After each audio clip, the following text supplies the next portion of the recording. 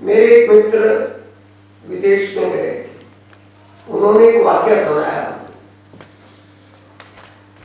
उन्होंने कहा वहां एक परिवार में पति को किसी काम के लिए कुछ पैसों की आवश्यकता पड़ गई, कम था।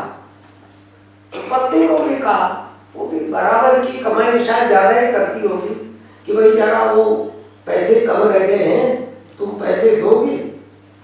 तो उसका जवाब था, let me ask my chartered account then I will tell. अब ये भारतीय समाज व्यवस्था हो सकती है क्या? वहां इंडिविजुअल इकाई है, व्यक्तिगत इकाई है, एक इकाई का दूसरी इकाई से कोई संवेदनाता, कोई सुख दुख में साझेदारी और भागीदारी का संबंध नहीं है।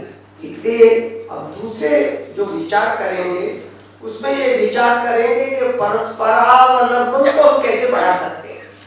इसमें सबकी भूमिका है, पुरुष की भी भूमिका है और महिला की भी भूमिका है। तो ये दूसरे प्रकार का विचार करना पड़ेगा। एक तीसरी बात ध्यान में आई, अपना समाज जो है वो डाइवर्सिटी से भरा हुआ है, विविधता वाला भरा। जब महिला के बारे में विचार कर रहे हैं तो कौन सी महिला के बारे में विचार कर रहे हैं? ट्राइबल महिला के बारे में विचार कर रहे हैं, ग्रामीण क्षेत्र में रहने वाली महिलाओं के बारे में विचार कर रहे हैं, नगरीय क्षेत्र में रहने वाली महिलाओं के बारे में विचार कर रहे हैं, पढ़ी लिखी महिलाओं के बारे में विचार कर रहे हैं, बगैर पढ़ी लिखी महिलाओं के बारे में विचार कर रहे हैं, नगरीय क्षेत्र में भी जे कॉलोनी में रहने वाली महिलाओं के संबंध में विचार कर रहे हैं, मजदूर बस्तियों में रहने वाली महिलाओं के बारे में, कौन सी महिलाओं के बारे में विचार, किनकी समस्याओं के बारे में विचार करें, किनका कल वर्तमान और कल देख रहे हैं। तो एक जैसा विश्लेषण नहीं जाएगा, विश्लेषण बदलेगा, समस्याओं का आकार और आकलन भी बदलेगा, समाधानों के प्रकार भी बदलेंगे।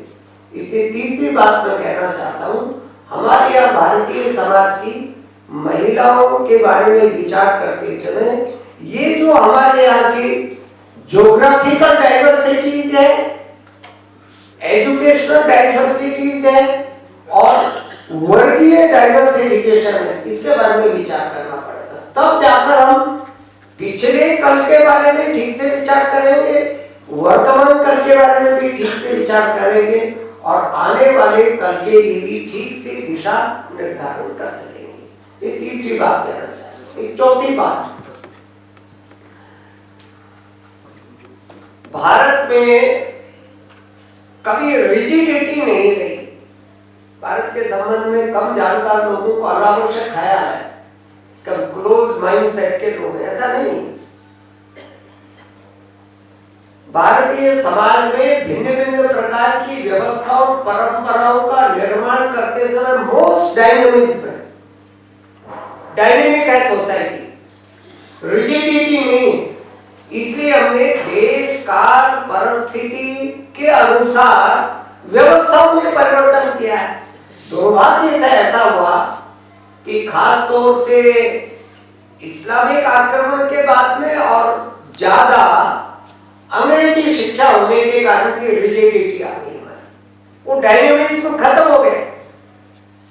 तो ये महिलाओं के बारे में खास तौर से कल आने वाले कल के बारे में विचार करते समय हमको ओपन माइंड से विचार करना पड़ेगा। परिस्थितियां अलग अलग है, इसलिए व्यवस्थाएं भी अलग अलग होंगी, समस्याएं अलग अलग है, इसलिए व्यवस्थाएं भी अलग अलग होंगी। हमारे यहाँ किसी भी प्रकार के आप विवाह परंपरा को देख लीजिए, उत्तराधिकार की व्यवस्थाओं को देख लीजिए, सब जगह पर समान नहीं है। पहाड़ी इलाकों में, ट्राइबल एरिया में विवाह की परंपराएं ऑल टुगेदर डिफरेंट है और शहरी क्षेत्र में बिल्कुल अलग है। कामकाज करने वाले लोगों में जिनको सुबह से शाम तक यहाँ भागते रहना पड़ता है, हमारे यहाँ पर जो बड़ी मात्रा में घुमंतु जातियां, कभी उनकी स्टडी करके देखिए, घुमंतु जातियों की विवाह की परंपरा और परिवार की परंपरा वैसी नहीं है जैसी आपके यहाँ है, और हमने नादानी के कारण से, नासमझी के कारण से उनको पिछड़ा कर दिया। अरे उनकी व्यवस्था तो देखो भाई। तो इसलिए चौथी बात मैं ये कहना चाहता हूं, भारतीय महिलाओं के बारे में विचार करते समय, आकलन करते समय, उनकी समस्याओं का समाधान देते समय डायनेमिक्स में रहना चाहिए, डायनेमिक माइंडसेट रहना चाहिए। हमारे यहाँ ये गेट बंद हो गया, इसलिए सड़ाल डाली, व्यवस्थाओं ने परंपराओं में सड़ाल डाली, दोष उत्पन्न हो गए, ये डायनेमिक नहीं रहे। तो ये डायनेमिक रहना चाहिए, ऐसा ही विचार करना पड़ेगा। जनरल कमेंट मुझे करना था। फिर कल की बात कही, पिछला कल, पिछले कल का मतलब है भूत। भूत भी बड़ा है, भूत छोटा होता ही नहीं। तो भूत को भी दो भागों में बांट करके अध्ययन करना चाहिए। पहला वैदिक काल और उपनिषद काल। उपनिषद काल में और वैदिक काल में आज जैसी महिलाओं को लेकर हम दृष्टि रखते हैं और समस्याएं रखते हैं, तो ऑल टुगेदर अनुपस्थित है। कोई उदाहरण मिलता है क्या आपको? शिक्षा से वंचित कर दिया वैसा वैदिक काल में मिलता, बाद में आया का वेद नहीं पढ़ेंगे। पर वैदिक काल और उपनिषद काल उसमें तो नहीं, बराबर की शास्त्रार्थ करती है। और शास्त्रार्थ में तथाकथित पुरुषों को पराजित करती है। इसका अर्थ नहीं है कि हम जो बैठी हुई बहनें वो हम सबको पराजित करने लग जाए। तो कहीं कहीं अंतर नहीं अध्ययन में, अध्यवसाय में, शास्त्रों के शास्त्रार्थ करने में। वो तो किस्सा मशहूर है ना, मंडन मिश्र और शंकराचार्य के बीच शास्त्रार्थ हुआ तो न्यायाधीश का काम किसने किया? मंडन मिश्र की पत्नी ने किया। और आज कोई साहस कर सकता है कि ऐसे कोई जज अपने पति के खिलाफ जजमेंट दे देता है? आजकल तो इतना भाई भतीजावाद है, इसका कोई हिसाब ही नहीं है। वंशवाद, परंपरावाद का, पर ये साहस था ना, कोई उसको दृष्टि रही होगी ना, तो सारा वैदिक काल, चाहे वो गार्गी की बात करें, मैत्रेयी की बात है, बहुत सारी, मैं नाम लेकर के उसको विषय को लंबा नहीं करना चाहता, परंतु बीते हुए कल के बारे में विचार करते समय ये वैदिक काल और उपनिषद काल को अलग से अध्ययन करना पड़ेगा। उसमें निकलने वाले सूत्रों को, उसमें निकलने वाले मार्गदर्शक बातों का अलग से अध्ययन करना चाहिए।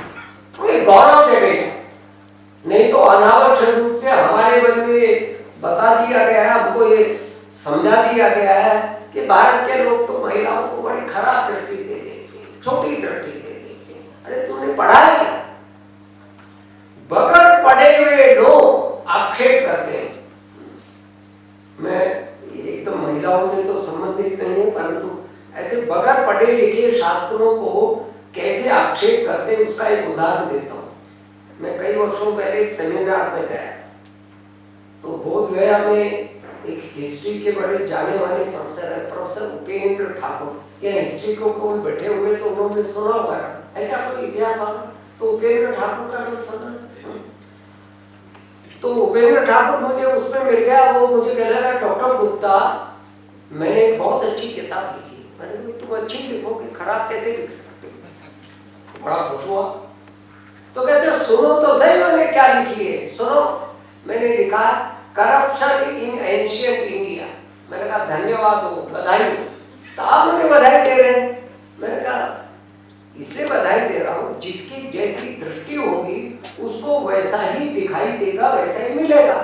तुम्हारी दृष्टि करप्ट है तो तुमको करप्शन नहीं दिखाई देगा ना।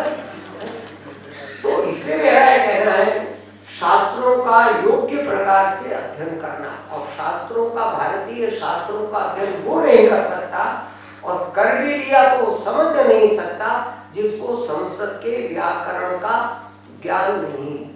क्योंकि हमारे यहाँ एक ही शब्द का संदर्भ बदल जाने पर अर्थ बदल जाता है। एक ही शब्द बहुअर्थक होता है, बहुआयामी होता है, शब्द एक ही है। अब जैसे गो, अब ये गो चल रहा था और गाय की हत्या करते थे एक दिन में, गो पृथ्वी को भी कहते हैं भाई, गो इंद्रियों को भी कहते हैं। अब ये जिसको गो के क्या क्या अर्थ है ये व्याकरण नहीं आता है तो यही अर्थ करेगा ना। इसलिए हमारे प्राचीन कालखंड में, खासतौर से वैदिक और उपनिषद कालखंड में, महिलाओं के संबंध में दृष्टि और व्यवहार, मैं दोनों बातें बोल रहा हूं, इसकी क्या स्थिति उसका अध्ययन कर रहे हैं। बाद में स्मृति और पुराणों का कालखंड आता है। स्मृति और पुराणों में अवश्य कुछ न कुछ पॉल्यूशन हो गए, कुछ ऐसे श्लोक जोड़ दिए गए जो मूल में नहीं थे, आज जुड़ गए और जुड़ गए तो उसके साथ चिपक गए तो उसको लेकर के अनेक तरह का वितंडावाद शुरू हो गया। तो स्मृति और पुराण का उसको वैदिक और उपनिषद काल से नहीं मिलाना चाहिए। और वहां पर किन्हीं भी कारणों से अगर ऐसा दोषपूर्ण आख्यान है तो एक साहस पूर्वक हमको उसको निगेट करने की हिम्मत दिखानी पड़ेगी, स्वीकार नहीं करें होगा ना। मनुस्मृति में अगर कोई महिलाओं के अपमान करने वाला, शूद्र का अपमान करने वाला कोई श्लोक है, पहले तो हम कहेंगे कि मनुस्मृति का मूल्यता है ही नहीं, जबरदस्ती उसका एक्सप्लेनेशन देने की कोशिश मत करें, नहीं तो समाज जीवन में आप अव्यावहारिक हो जाएंगे, अमान्य हो जाएंगे, आपके प्रति तिरस्कार का भाव आ जाएगा। तो स्मृति और पुराण के काल को और उनके अध्ययन को एक भिन्न प्रकार से, एक क्रिटिकल ढंग से अपने को अध्ययन करना पड़ेगा। बाद में इस्लामिक आक्रमण आ गए और इस्लामिक आक्रमण के बाद में वो अंग्रेज महाशय आ गए, हेड वाले, टोप वाले, पता नहीं क्या क्या वाले हैं, वो आ गए। अब वहां क्या हुआ? इस्लाम का आक्रमण अनेक प्रकार का अत्याचार करने वाला आक्रमण है। इसके तो बहुत सारे डॉक्यूमेंट्स उपलब्ध होते हैं। उस समय पर समाज में महिलाओं के सतीत्व की रक्षा के लिए बहुत सारे प्रतिबंध लगाए थे। संदर्भ देखिए, वो पर्दा प्रथा आई, जल्दी विवाह करने का मामला आया, उन आतताइयों से बचाना था ना अपने देश की बहनों को, महिलाओं को, इसलिए कुछ रेस्ट्रिक्शंस लगाए हमने, उस समय पर लगाए थे। एक विशेष प्रकार की परिस्थिति से समाज जीवन के और खास तौर से माता बहनों की रक्षा करने के लिए। पर नादानी में हमने जो उस कालखंड में, उस परिस्थिति में जो प्रतिबंध लगाया तो उसको कंटिन्यू कर दिया। अरे भाई, कोई बीमार हो जाए और बीमार हो जाने पर उसको कहे खिचड़ी खाओ, तुम्हारा पेट ठीक नहीं है, तो आप कहें साहब वो भाई जी ने हमको खिचड़ी बनाई थी, रोज खिचड़ी खाएंगे, किसने बताया भाई? है? उस समय के लिए खिचड़ी बताएंगे, हमेशा के लिए तो नहीं बताइए ना।